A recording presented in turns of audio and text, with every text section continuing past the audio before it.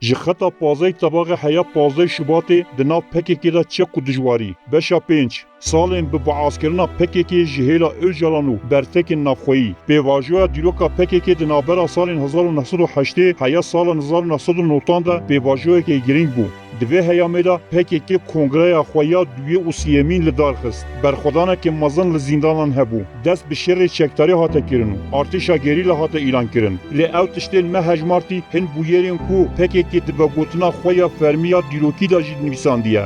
Lêbelê wan 10 sala ji bo PKK wateyên pir cuda hebûn. Kimyaya PKK hate guhardin. Teşkîlata rêxistinî, sîstem, pêvajoyên wekî meşandina partiyê bi lez guhorîn. Dostên kevin bûn dijmin û dijminên kevin bûn dost. Lubnan bû navbenda van guhorîna hemûyan. Serokê ku Kurdistan qet nedîtê. Piştî ku Öcalan di tîrmaha sala 1907 û nehan da derbazî Sûriyê bû, heta 15 Şubat 1909 nehan hatî girtin, wî carekê ji lingê xwe nedayîne ser axa Kurdistanê. Bi rastî Öcalan ji bilî wan dehmehên sala 1978 li Amedê derbas kirî, qet li Kurdistanê nemaye. Ew 20 salan li ser xeta Lubnan û Şamê bey ku rastî tu pirsgirêkên ewlekariyê were jiyaye. Welên em ji bo kesên ku dixwazin li ser vê mijarê lêkolînê bikin. Nîşejêrkekê deynin vir. Mînak, dewleta Tirk 12 kanûna sala 1908 li Sûriyê bajarê Qamişlo êrişî malekê kirin û di hundir da 7 serkirdeyên rêxistina Kawa û neh welatperêz an ku 16 Kurd hatin qetil kirin. Öcalan tu carî bi rewşek wiha rûbirû nemaye. Ew li qesrên tê de melebayîngeh yanî hawizên avê heyî li şiqqa û apartmanan li ser rêyên Şamê cihên siyahî û dîrokî bi serbestî digeriya. Gelo peywendiyên Şamê li ser berjewendiyan bûn an jî li ser hevgirtinek internasyonalîstî bûn. PKK di vegotina Xweya dîrokî da mayîna Xweya Lubnanê pir efsanewî qal dike. PKK beşdarî hevçûnên Filistîn û İsraîlê bibû. Di dû xizînena 1982 da 10 kadroyan di şerê li dijî İsraîlê li Lubnanê jiyana xwe ji dest da.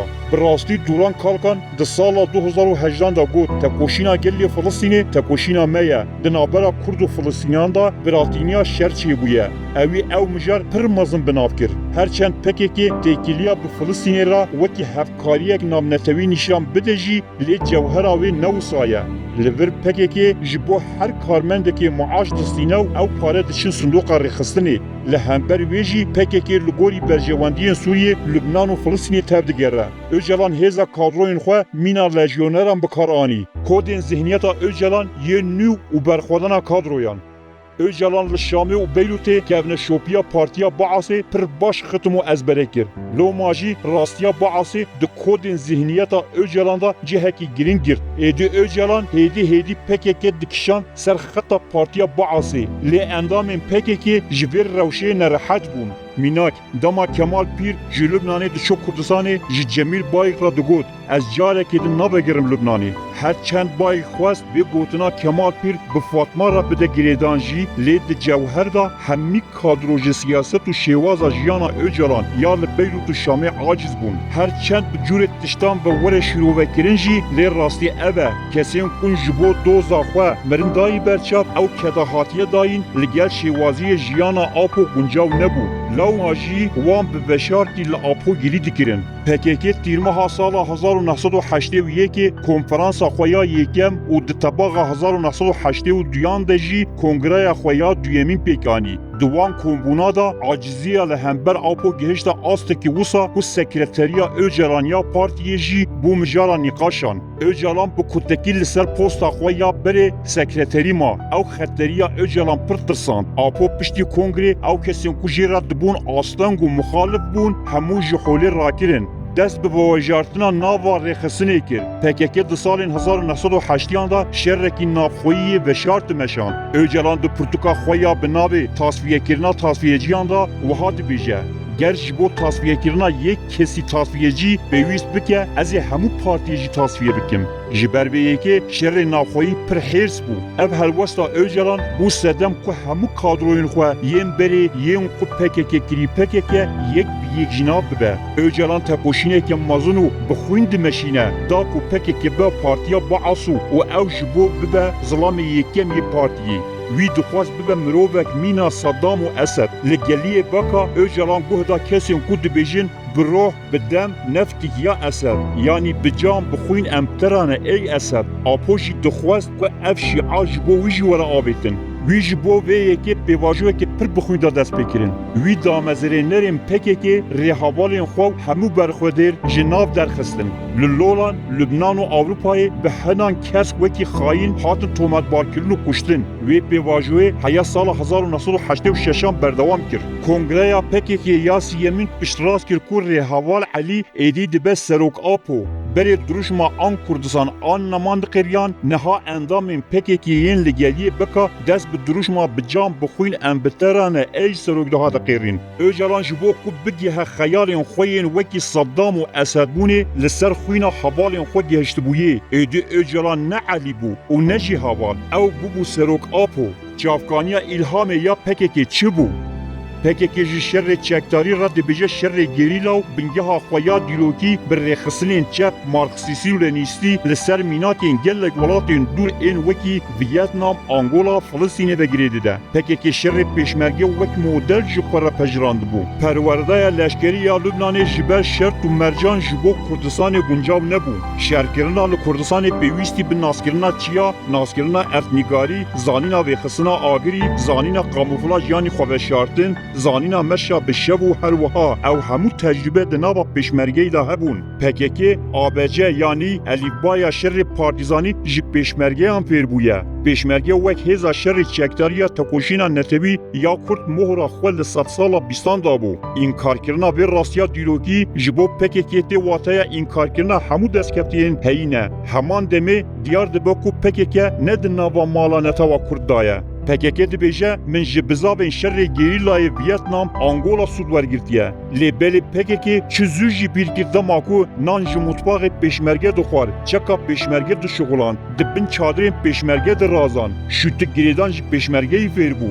نها پکیکی حول ده کو پیشمرگه بچوک بخاو کنا خوب پیدکه او هلوست این کارکرنا دیروکا خوب بخویه لو ماجی پکیکی بیکوکا و نان حرامه جیهانا پکیکی یا فکری لسر بیکوکی آوا بویه تیکلیم به پدکره محمد قراسونگور کو به کود ناف خالد در سال 1908 دا دچیت روشلات کردستان و به تبگیر را کود این لور را تکیلدار دبه. قراسونگور نیزی ساله که لبارگه ها پده که لشنو دمینه.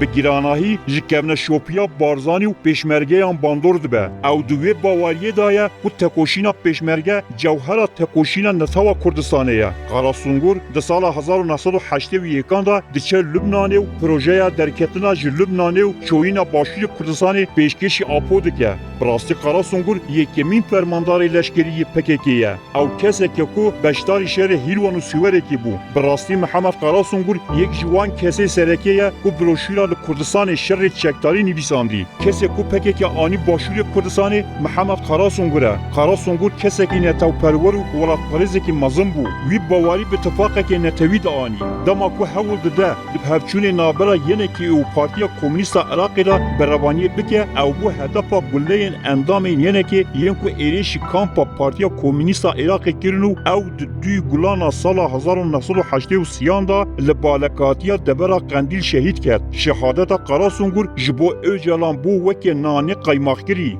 باندورا تکوشینا پیشمرگان لسر کادروین پکیکی تنه با قراسونگور را نسینوردار بو گروپین یکم اینکو هاتم باشوری کردستانی لکامپین پدکی دمان او فیری جیانا چیا دبون میناک پدکی جنابن داخویا پارتی را دگوت لق پکیکی جی وسا دگوت جلو برگ شوتو گریدان چکلگرتن رخلدان هموش پیشمرگی هم فیر بون براستی مابستا کادروین دستپکی آفراندنا ورسیونا شر پیشمرگی لباکوری کردستانی بون خطا لبنان و خطا لولان لحف دکبن اوجالان به خطی وکی خاین و تصفیه‌کار اعلان دکه جبوکو کادروین لولان و باشور تک بچین اپو همو گرانی و پرزگریکین خو ین لبنان به تیبت جی فاطمه رید سروان پکیک پاشید و گوتنا دیروکا نویسکی و دفکی دا وان راسیم باشور انکار دکه پکیک به رومداری پیواژو فلسطین و لبنان به بیرتینه هر تشتی کو تکوشینا پدکی و پیشمرگه تبلیوی کریه رد دکه لیبلی هکه پیمان 1982 نبویا پکیک ندکا bekarî lingê xwe bibêje Başûr û Botanê. PKK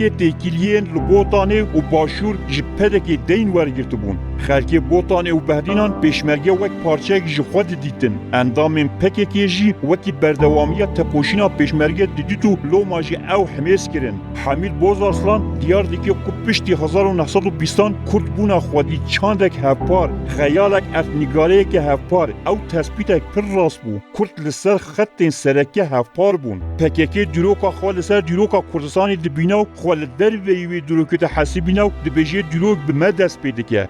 Beyî ku peywendiya xwe bi tebahiya dîroka Kurd re hebe, derbeyeke mezin e ji bo dîroka Kurd ya hevpar. Heya PKK ew qas bêperwa dibe û dibêje min Kurd afirandine. İnkara hemû dîroka Kurd û Kurdistanê dike. Di rastiyê da PKK zemîna netewbûna Kurdan ji horê radike. PKK ji destpêka şerê çekdarî da ev ro lîst û diwarê siyasî û leşkerî da hevkariya bi Kurdan re red kir. Mînak Öcalan dît ku Duran Kalkan û hin rêveberên dî bi endamên PKK re bi hev re dixebitin ew wekî tasfiyegiriyekê tometbar kirin. Duran Kalkan û hevalên xwe li Başûr Kovara bi navê pêşmerge wek weşana fermiya Herekê yanî Hêza Rizgariya Kurdistan derxistibû. Paşê jî heman Duran Kalkan pirtûkê bi navê pêşmergeyê biçûk nivîsandibû. Ew rewşa kadroyên PKK bû. Lêbelê Öcalan PKK ji xwe re wekî dijminekê dît. Wî gelek caran di telîmatên xwe yên vê demê de qala wê yekê dikir. Cemîl Bayek ku xwedî heman zihniyetê ye ve gotina dîroka PKK da ji peymana PKK re hatî kirin re wiha dibêje. Dibiya botan bihata girtin. Ji bo ketina meya Botanê pêdivî bû em PKK bê bandor bikin. Ji bo vê armanca me bi PKK re îtifaq çêkir. Ji destpêkê heya îro gotinên PKK yên mîna yekîtiya netewî û bi hev re xebatkirina Kurdan peyvên bêbingeh bûn. Ji ber ku PKK bê mebde û paradigmatîst e. PKK ji aliyekê ve amadekariyên ketina Botanê dikir. Ji aliyekê ve bi Saddam re di nava peywendiyên dabû. Ji aliyekê din jî